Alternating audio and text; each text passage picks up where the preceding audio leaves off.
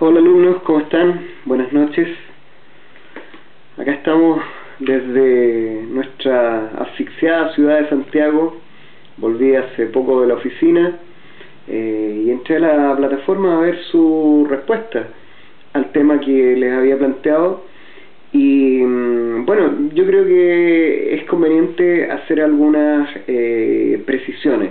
En general hubo algunas respuestas que indagaron un poco respecto a la situación de Chaitén, y por ahí apareció una respuesta muy precisa respecto de que ahí se había dictado un decreto supremo y que se había interpuesto un recurso de protección para lograr que, con el apoyo de los tribunales, se obligara a la población a abandonar el Chaitén.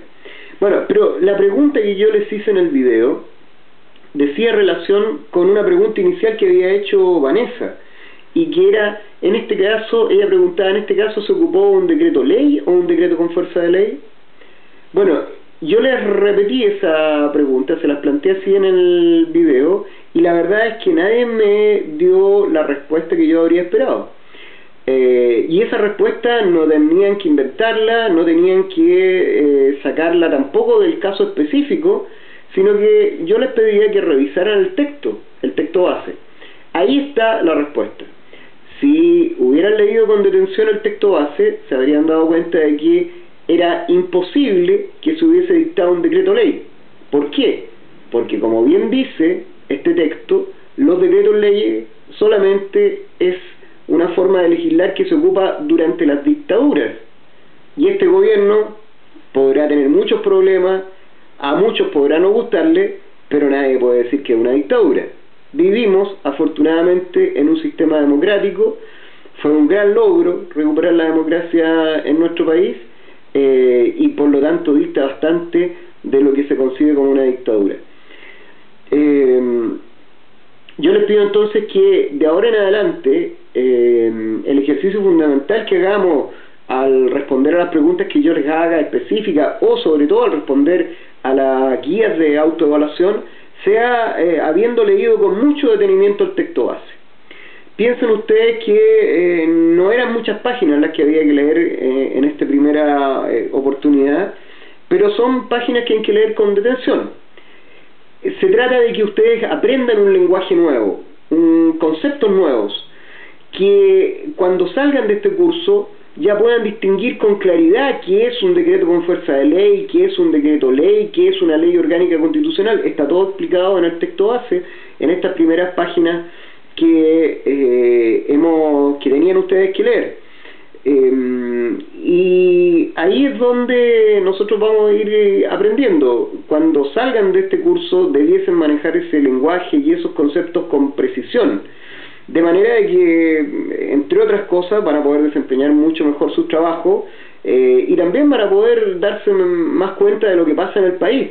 Cuando en los medios de comunicación se anuncie que entró una ley orgánica constitucional al Congreso, ya ustedes van a saber de qué se trata, no van a quedar ahí como colgados diciendo de qué será eso.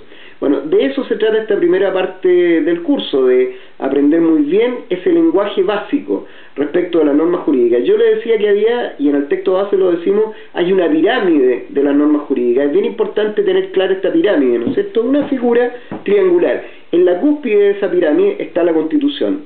Luego vienen las leyes, los distintos tipos de leyes, donde están las leyes interpretativas de la Constitución, las leyes orgánicas constitucionales, las leyes de quórum calificado, las leyes simples, los decretos con fuerza de ley y los decretos ley. Incorporamos los decretos leyes ahí también, no porque ahora se estén dictando, sino porque se dictaron durante la dictadura militar y también en otra época, en la época de la República Socialista, por ahí por los años 30 del siglo pasado.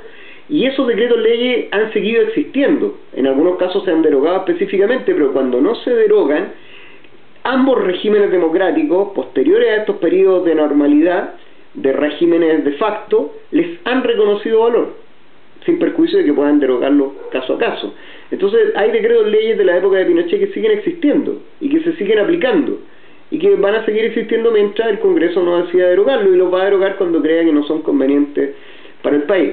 Entonces es importante, de nuevo, la pirámide, un primer piso la Constitución, un segundo piso las leyes, todos estos tipos de leyes que le he mencionado, de nuevo, leyes interpretativas de la Constitución, leyes orgánicas constitucionales, leyes de quórum calificado, decretos leyes, decretos con fuerza de ley, y los tratados los ponemos también aquí porque si bien es cierto es una ley, tienen un proceso de elaboración algo distinto, que se explica por lo demás también en el texto base. Yo quiero terminar este video donde les quería dar la respuesta a esta primera pregunta, diciéndoles que el secreto para responder y aprobar bien este curso es leer con detención y entender el texto en profundidad. Es un texto donde cada palabra sirve, donde cada palabra tiene un sentido, no hay palabras que estén de más para llenar páginas. Y yo diría que uno de los entrenamientos fundamentales que recibimos quienes estudiamos Derecho y que deben también practicar quienes estén estudiando de una u otra manera ramos relativos al Derecho es leer con detención. Cada palabra tiene un sentido. Una letra O en vez de una letra I puede hacer una gran diferencia. De lo que se trata entonces es fundamentalmente de leer con detención.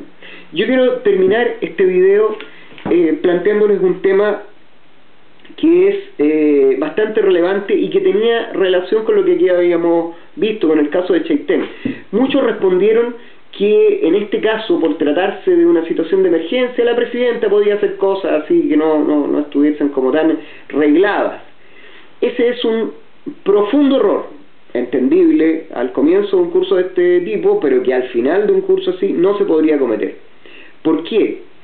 Porque nuestras autoridades, cualquiera que ellas sean, solamente pueden hacer aquello que la Constitución y las leyes le permiten hacer. Hay una disposición de la ley que es particularmente clara respecto a esto, mejor dicho, una disposición de la Constitución, de nuestra Constitución política. Se trata del artículo 7º, y yo les pido que lo lean ustedes, que vean el texto de la Constitución. Hay un vínculo en la plataforma, en la bibliografía, para que vean el texto de la Constitución bajado de la Biblioteca del Congreso Nacional, donde está el texto actualizado. Y en el artículo 7 de la Constitución ustedes podrán ver que dice en su inciso segundo, dice: ninguna magistratura, ninguna persona ni grupo de personas pueden atribuirse, ni aun a pretexto de circunstancias extraordinarias, o sea, ni aun a pretexto de que explote un volcán, otra autoridad o derechos que expresamente se les hayan conferido en virtud de la Constitución y las leyes.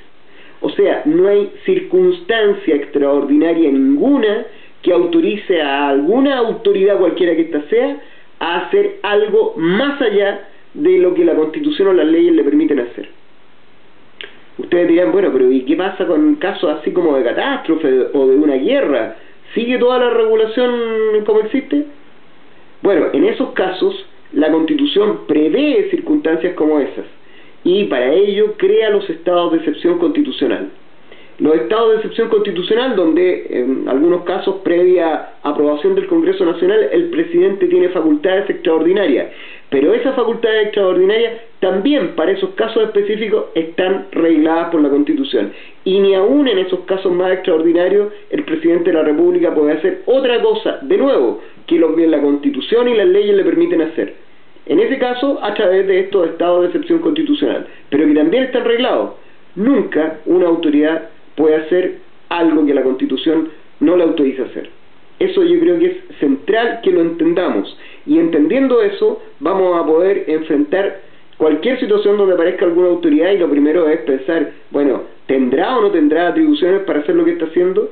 Porque si no las tiene, la Constitución dice que todo acto en contravención a lo anterior, es decir, todo acto donde alguien se arrogue circunstancias que no le dé la Constitución, será nulo y originará la responsabilidad y sanción